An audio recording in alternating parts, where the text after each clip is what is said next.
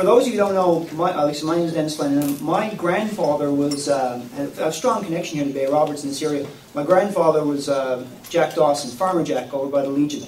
So we always came down here for Christmas. I mean, there was no such thing as not coming to Bay Roberts in this area for Christmas. And, you know, the smells of Christmas, you'd come into your grandmother's house, and she had this big old bake pot that she bought to one of the stores in Bay Roberts probably 60 or 70 years ago. And I say it's seen more turkeys cooked over the generations than, you know, what was put in Newfoundland and Nova Scotia combined, right? And we'd love coming into that. And we'd always see, I'm looking at all the streamers here on the ceiling. One of the favorite things would be they'd always have lines of Christmas cards, and they'd start around the outside edge of the living room and decorate that. And if it was a good year, you knew it was a good year. They had lots of friends on the go that year because they crisscrossed like a big X in the center of the room with Christmas cards as well. But my story doesn't really have to do with any of that per se.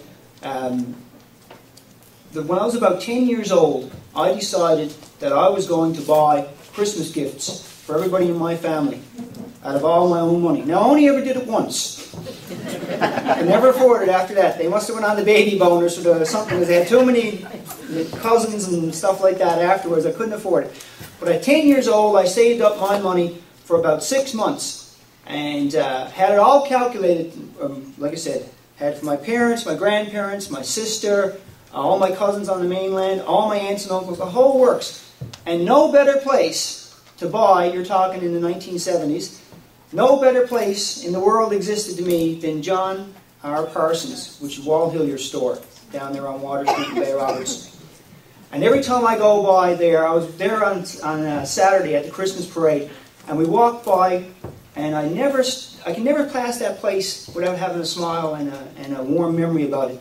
Because I went in, like I said, I scoped it out for about 6 months, and I'd go in maybe once a month or something like that and count up who was on my list and exactly, right to the penny, how much it was going to cost me to get these gifts. And come about a couple of weeks before Christmas, I had all the money I could get. No chance of getting any more money, and I didn't want the money. It was my money. I wanted it to be my gifts to people. I was proud of that at 10. I'm not so proud anymore. I'll take anybody's money nowadays. But at 10, it was an important thing. We wanted to be my money by these gifts. So one of my aunts took me down and used to deal with Mr. Hillier. And that store, like I said, that was something else. I was talking to Edmund Dawson in back. And he said, down the Wall Hilliers, he said, you could get anything in the walls of the world. You know, and he said, and he reminded me straight, so you could find anything from a horse's traces to a baby's boot and everything in between.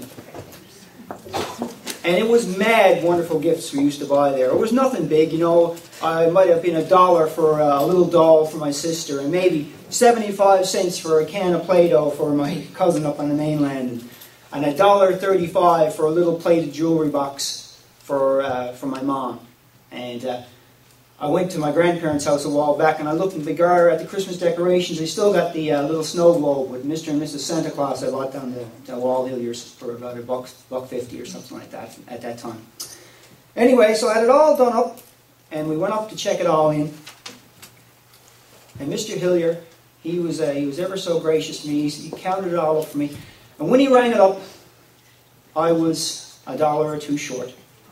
And I couldn't believe it. I said, you know, what have I done, right? I thought I had it all down so precise.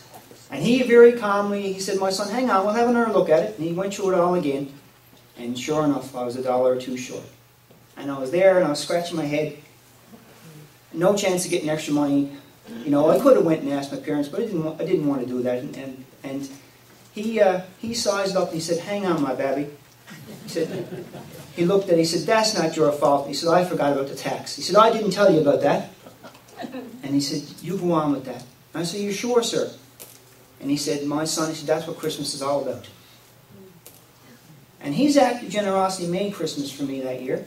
And it taught me something, that it's not necessarily always about the big gifts, and it's not even about what you give. It's about the opportunities you give. He gave me an opportunity. By letting me away with that, he gave me an opportunity to express my own generosity and to find a little bit of responsibility. And that, to me, is a true story of the first, and in my opinion, the best tax-free Christmas sale ever hit their office.